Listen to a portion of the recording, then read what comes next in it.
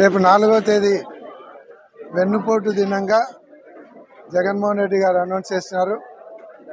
కర్నూలు జిల్లా వ్యాప్తంగా దీన్ని ప్రతి ఒక్కరు కూడా ప్రెస్టేజ్గా తీసుకొని ఎక్కడైతే వెన్నుపోటు పొడిచినారో, ఏ వర్గాల వారిని వెన్నుపోటు పొడిచినారో అటు మహిళలకు 1500 ఇస్తా అని చెప్పి వెన్నుపోటు పొడవడము, అలాగే తల్లికి వందనం అని చెప్పి ప్రతి ఒక్కరికి 15,000 రూపాయలు ఇస్తా అని చెప్పి వాళ్ళను వెన్నుపోటు పొడిచినాడు. 20,000 రూపాయలు రైతులకు ఇస్తా అని చెప్పి రైతులను వెన్నుపోటు పొడిచినారు. తర్వాత 3,000 రూపాయలు నిరుద్యోగ వృత్తి ఇస్తా అని నిరుద్యోగులను వెన్నుపోటు పొడిచినారు.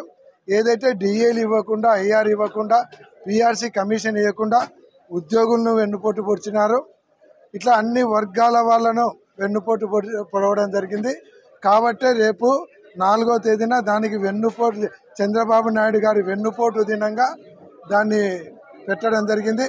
ఆ రోజు ముఖ్యమంత్రి కావడానికి ఎన్టీ రామారావు గారిని వెన్నుపోటు పొడిచి ముఖ్యమంత్రి అయితే 24లో 5 కోట్ల ఆంధ్ర రాష్ట్ర ప్రజలను వెన్నుపోటు పొడిచి ఈరోజు ముఖ్యమంత్రి మళ్ళీ వెన్నుపోటు రాజకీయాలు తీసుకొని వస్తున్నాడు.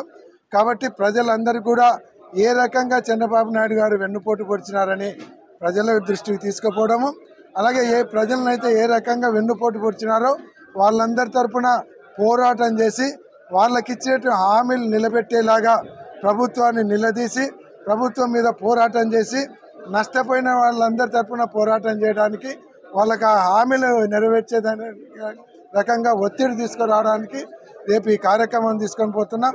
కర్నూలు జిల్లాలో కర్నూలు కాన్స్టిట్యున్సీలో అయితే బ్రహ్మాండంగా సక్సెస్ చేయాలని ప్రతి ఒక్కరు కూడా ఉత్సాహంగా ఉన్నారు. దీంట్లో నష్టపోయినటువంటి మహిళలైతేనేమి, నిరుద్యోగులైతేనేమి, ఉద్యోగులైతేనేమి అందరూ కూడా పాల్గొనాలనేటువంటి ఉత్సాహంతో ఉన్నారు. వాళ్ళందరినీ కలుపుకొని ఈ కార్యక్రమాన్ని కూటమి ప్రభుత్వానికి కనువిప్పు జరిగేలాగా, వాళ్ళు చేసినటువంటి తప్పుకు సంవత్సరం రోజులు ప్రజలను ఇబ్బంది పెట్టేందుకు క్షమాపణ చెప్పే రకంగా ఈ కార్యక్రమం చేయబోతున్నాం. ఖచ్చితంగా కూటమి ప్రభుత్వం ప్రజలకు బేషరతుగా క్షమాపణ చెప్పాలి సంవత్సరం రోజులు ఇవ్వనందుకు. అలాగే వాళ్ళందరూ కూడా ఇప్పటి నుంచైనా సరే అన్ని హామీలు నెరవేర్చాలి.